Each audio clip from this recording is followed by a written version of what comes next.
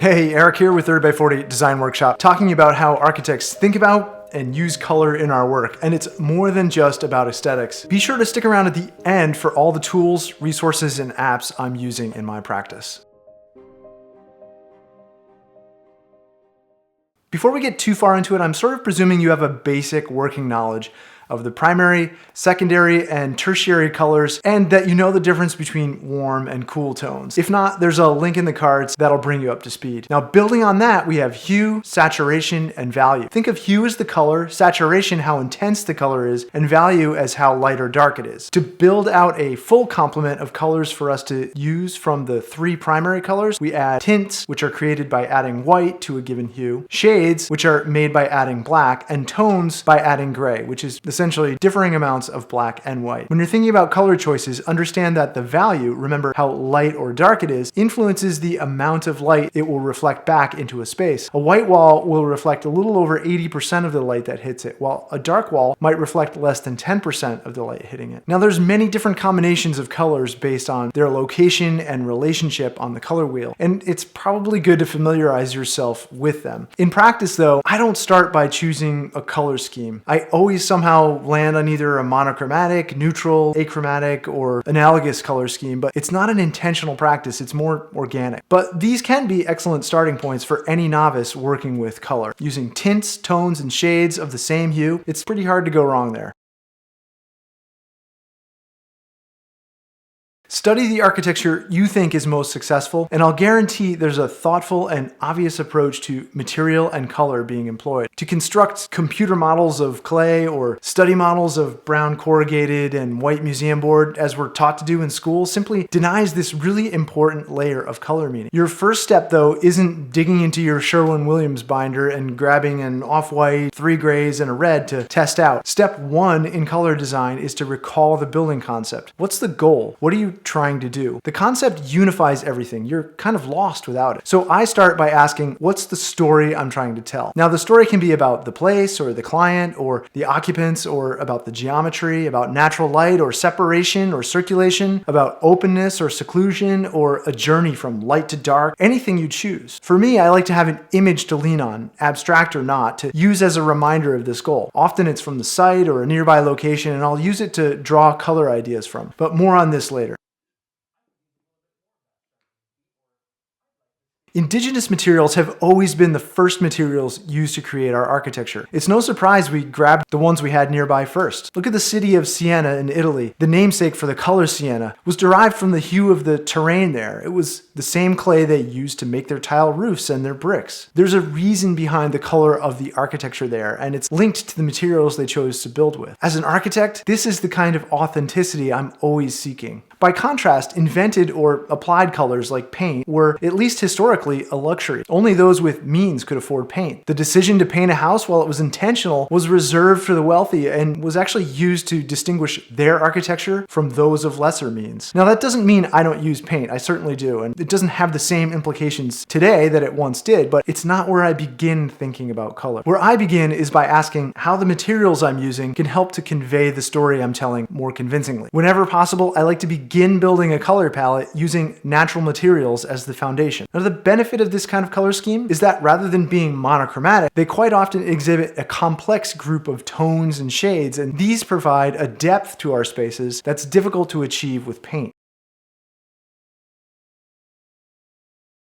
One of the hacks I use to build color palettes for a given project is to pull them from photographs of the surrounding site. Key images aren't only useful for presenting your ideas to clients and setting the stage, they can help portray emotion. Most clients have difficulty imagining small sample colors or a material swatch writ large in a room, for example. Now, of course, rendering and VR technologies are quickly changing that, but short of those, we can use imagery to imply relative balance of color in a space or convince someone your idea has merit. I can promise you that clients rely on images in part for assurance that they're not the first ones to sign up for a seemingly quirky architectural color agenda. Key images can help you minimize or emphasize a building's impact by matching or contrasting the tones of the surrounding context. Context color will change your perception too. Placing a light color near a dark one forces us to perceive each as being more of what they already are, darker or lighter. This is known as simultaneous contrast.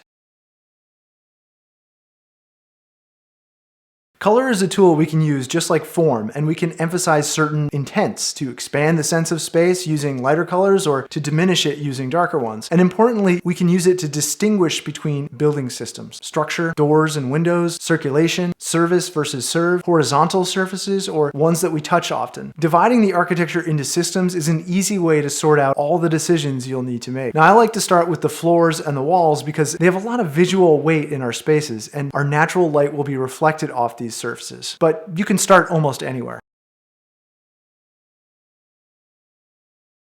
Architects have very different concerns when it comes to color than artists or graphic designers do. Because quite often our colors come from the materials we choose to build with, their texture and their reflectance causes us to perceive their color as different depending on the light that's illuminating them. Light is married to our perception of color. To understand this without getting too far into the weeds about visible wavelengths and electromagnetic radiation, you'll need to know that all light has a color temperature and it's expressed in degrees Kelvin. If you've been shopping for light bulbs, you might have noticed that they're classed as warm white, cool white, or daylight balanced. They also have a degree Kelvin number on the packaging too. The color temperature of visible light ranges from what we perceive as very warm, say candlelight, which is around 1500 Kelvin, or a 40-watt incandescent bulb at 2700 Kelvin, all the way up to a cloudless sky at 15,000 Kelvin. Somewhat counterintuitively, the higher the number in Kelvin, the cooler the light as we perceive it. So sunrise and sunset are actually quite warm at 3200 Kelvin. As we get to noon, the whiter light of the sun is around 5500 K. That's usually the temperature of a daylight balanced bulb. And then there's the even more diffuse and cooler feeling of an overcast sky at 6500 Kelvin. So what does all this mean to you, the designer? Well, first, the colors you select will be changed by the kind of light illuminating it, whether that's natural or artificial, and equally by the exposure of the interior rooms, which direction they receive their natural light from. In the northern hemisphere, north-facing rooms receive a whiter, more even light as they're illuminated by light reflected from the SKYDOME, which has a higher temperature in Kelvin. And that's whiter light than, say, a west-facing room where the setting sun is warmer. Rooms that receive a lot of daylight will change throughout the day, and it all changes again in the evening when we use only artificial light. If you were to paint two rooms with different exposures, the same color white, they would each look different. And we talked about hue and lightness earlier, and that comes into play here. A surface's lightness determines how much of the light hitting it is reflected back into the space. If you're designing for a high latitude, for example, you'll probably want to use lighter colors to compensate for the lower sun angles and diminished intensity. Because lighter colors reflect more light, they'll also impart more of their hue on the reflected light in our spaces. As a general rule, painting a room one color will increase how saturated you perceive that color to be because the reflected light is colored by the surface, amplifying it. Reflection can be used in other ways too. A recent renovation project of mine was for a classic structure here in Maine designed by George Howe. The living space is cantilevered out over the ocean, and he did this really clever thing. He painted all the ceilings inside this very light shade of blue in a really glossy finish. And the effect was to amplify the reflected light off the water, creating a blue colored light reaching the entire interior of the house. Now, absorption of darker materials can equally be used to balance and control contrast. Here in the studio, the darker floor and tall wainscoting helps tame the midday sun entering the skylights and the 6 months of the year where snow is covering the ground outside. Now, had the floor or walls been lighter in tone, the reflections would have made working in here more difficult.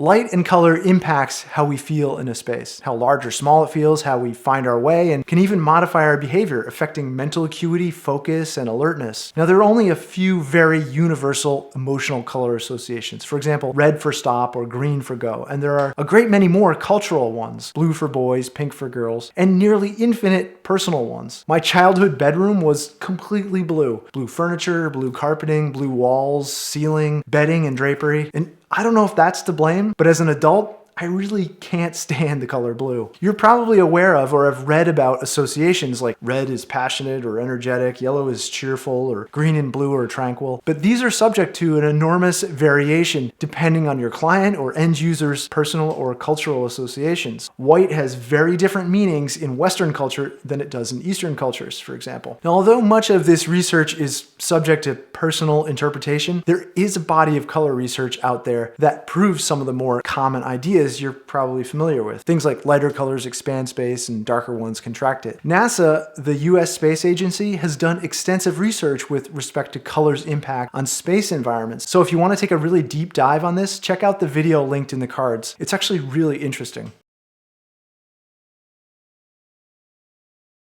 Boring, right? That's the point. Neutrals are naturally harmonious and don't demand attention like brighter hues might. We tend to tire of bold, highly saturated hues over time, while neutrals, because they're not dominant, tend to have longer staying power. Neutral color schemes allow interior objects to assume a more dominant role. Think about a museum's interior palette. Most often they're rendered in a neutral scheme, especially in the galleries, to let the artwork take prominence. A neutral color palette allows me to highlight forms and structure. Shadows are read easily on lighter tones, while darker tones will tend to recede. So they allow me to highlight objects and personal effects in residential architecture over a brightly colored wall, let's say. They interact with daylight and candlelight in very predictable ways, and they're always subtly changing with the objects inside, with the changing light of the seasons. They rarely look the same. So for me, neutral palettes allow the architecture to function as a container for the context, its occupants, objects, and just life.